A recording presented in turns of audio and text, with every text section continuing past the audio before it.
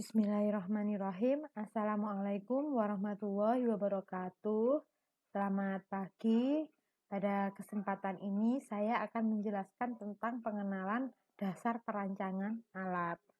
Nah, yang pertama akan kita pelajari tentang pengenalan desain. Apa itu desain, gitu ya?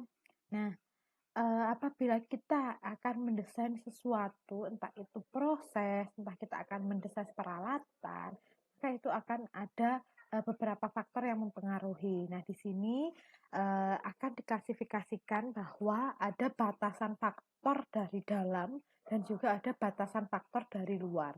Nah, garis yang putus-putus di dalam ini adalah batasan dari dalam. Sedangkan garis yang lurus ini batas dari luar. Nah, kita identifikasi satu-satu mulai dari batas dalam dulu. Batasan dari dalam. Batasan dari dalam itu ada 6 poin. Yang pertama itu meliputi pemilihan dari proses. Jadi pemilihan proses ini mempengaruhi desain. Karena apa? Proses apa yang akan kita desain gitu ya. Jadi proses ini penting. Jadi prosesnya apa, desainnya seperti apa. Apabila prosesnya B atau prosesnya A, desainnya seperti apa. Kayak gitu. Sehingga itu menjadi acuan. Kemudian kondisi proses. Nah, apabila dia proses tersebut memiliki karakteristik misal pada suhu sekian, pada tekanan sekian, gitu ya. Kemudian dia harus pada volume berapa, pada pH mungkin diatur juga. Nah, itu bagaimana desainnya? Juga mempengaruhi. Kemudian material. Material yang digunakan bagaimana dia karakteristiknya. Itu juga mempengaruhi desain. Kemudian faktor yang mempengaruhi desain dari faktor dalam ya, yaitu personel. Jumlah personel yang akan menjalankan desainnya kita yang sudah kita buat. Nah, kemudian juga ada waktu. Waktu ini kapan desain kita bisa dijalankan, ya. Kemudian metode yang kita pilih untuk mendesain sesuatu tersebut, entah itu desain alat ataupun desain proses. Nah, selanjutnya adalah batasan dari luar, yaitu meliputi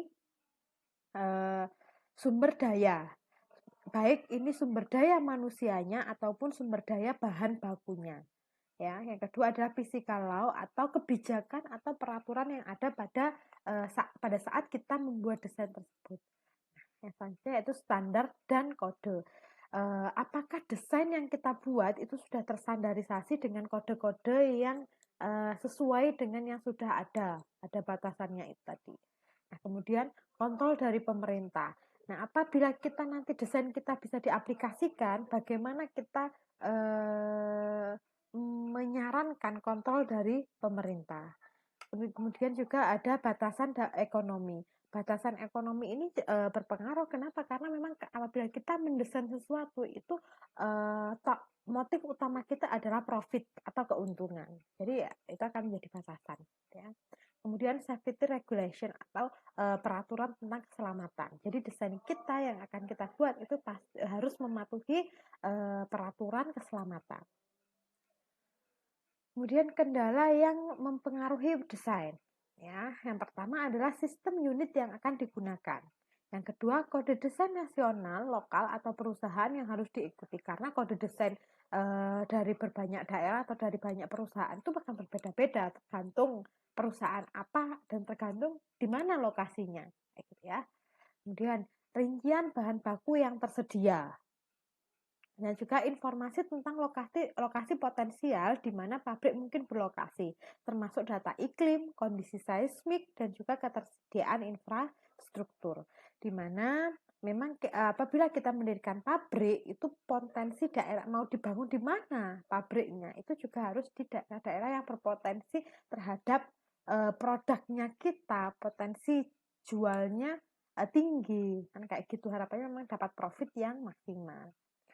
Yang selanjutnya itu informasi tentang kondisi ketersediaan dan harga layanan utilitas seperti bahan bakar, steam, air pendingin, udara proses, air proses, dan listrik itu akan dibutuhkan untuk menjalankan proses tersebut. Jadi kita memang membutuhkan data-data tersebut untuk memulai proses yang sudah kita desain. Untuk konsep desain, kenapa proyek konsep desain teknik kimia ini diperlukan gitu ya? Kenapa kok desain ini kita buat? Kita biasanya ada 3 jenis alasan. Yang pertama, yaitu memodifikasi atau penambahan ke pabrik yang sudah ada. Jadi misal pabrik yang sudah ada itu butuh ditingkatkan lagi kualitasnya atau mungkin ditambahkan lagi alatnya, sehingga kita harus mendesain ulang untuk meningkatkan produksi misalnya. Gitu kita harus mendesain peralatan-peralatan baru dan juga proses barunya. Alasan yang kedua yaitu kapasitas produksi baru untuk memenuhi permintaan penjualan dan penjualan mapan proses oleh kontraktor. Jadi misal nih, sudah ada proses dan sudah berjalan gitu ya. Ternyata minat di pasar itu tinggi sehingga memang produk yang dihasilkan juga harus semakin banyak. Nah, itu kita biasanya akan mendesain baru, mendesain proses baru, mendesain alat baru untuk meningkatkan produksi. Ya. Yang ketiga yaitu proses baru, dikembangkan dari penelitian laboratorium melalui pabrik percontohan hingga proses komersial. Bahkan di sini sebagian besar unit operasi dan proses peralatannya akan menggunakan desain yang sudah mapan. Jadi ada proses baru, di mana itu ada hasil dari penelitian mau kita aplikasikan secara scale up di industri gitu ya. Maka kita harus mendesainnya, yang tadinya dari laboratorium kan desain di laboratorium, maka akan kita scale up ke desain industri gitu. Nah, ini anatomi ketika kita mendesain proses kimia ya. Yang pertama itu adalah storage, itu wadah dari bahan bakunya ya. Wadah dari bahan baku ini alat yang apabila kita gunakan, kita desain ya, apabila kita mendesain sebuah proses kimia, yang pertama harus kita pastikan raw material storage-nya. Nah, setelah itu feed preparation. Kalau bahan baku sudah kita tampung, kan akan kita preparasi nih bahan bakunya. Nah, itu feed preparation. Selanjutnya bahan baku akan kita reaksikan di stage 3 yaitu reaction. Nah, hasil dari reaksi ini adalah produk ya. Jadi produk di mana produk nanti akan kita pisahkan yaitu produk separation. Jadi ada produk utama, ada produk sampingnya. Jadi entah itu sisa-sisa reaktan yang belum bereaksi ataupun apa itu menjadi produk samping dan ada produk utama ya.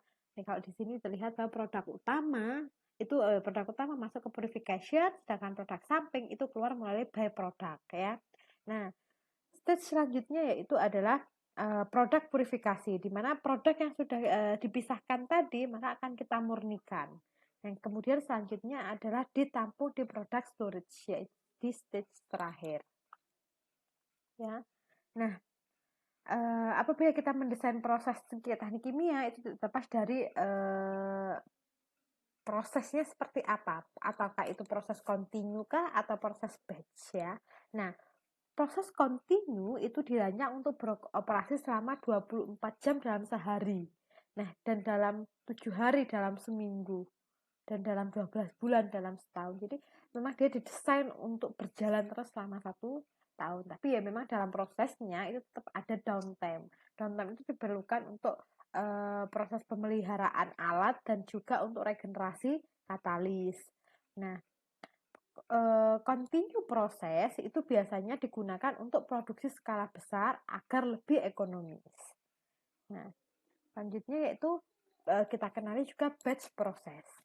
Batch proses itu memiliki keuntungan. Yang pertama adalah kemungkinan produksi beberapa produk yang berbeda pada satu proses gitu.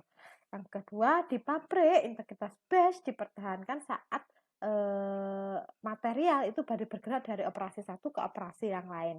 Memang kadang di pabrik makanan itu kan higienitasnya tinggi ya. Kita harus memang mempertahankan supaya dia tidak terkontaminasi. Nah, itu maka dari operasi satu ke operasi yang lain itu sangat berpengaruh, sangat rawan, rentan sekali terhadap kontaminasi, sehingga itu sering dilakukan secara batch. Laju proses produksi batch plan itu sangat fleksibel karena tidak ada naik turun masalah pada saat operasinya pun kecil gitu. Batch plant juga lebih mudah dibersihkan dan dipelihara dalam operasi steril. Proses batch juga lebih mudah untuk ditingkatkan dari formula ahli kimia karena dia bisa dioperasikan pada kondisi kecil gitu ya, sehingga memang lebih applicable, lebih bisa diaplikasikan. Batch plant juga memiliki modal yang rendah untuk volume produksi kecil. Nah, selain keuntungan itu juga memiliki kelemahan. Kelemahannya ada yang pertama, skala produksi terbatas, sulit untuk mencapai skala ekonomis dengan menggunakan tingkat produksi yang tinggi. Kualitas batch ke batch itu sangat bervariasi sehingga mengarah pada produksi produk limbah yang tinggi atau produk di luar spesifikasi. Daur ulang dan pemulihan panas lebih sulit, membuat pabrik batch kurang hemat energi dan lebih mungkin menghasilkan produk sampingan limbah. Sering terjadi ya. Selanjutnya itu pemanfaatan aset lebih rendah untuk batch plant karena pabrik hampir pasti menganggur sebagian waktu. Jadi di pabrik itu kan memang kadang kita juga ada sistem maintenance atau apa gitu ya.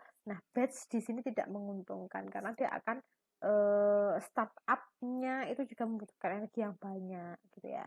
Dan terakhir yaitu biaya tetap produksi jauh lebih tinggi untuk pabrik batch dengan masa per unit basis produk.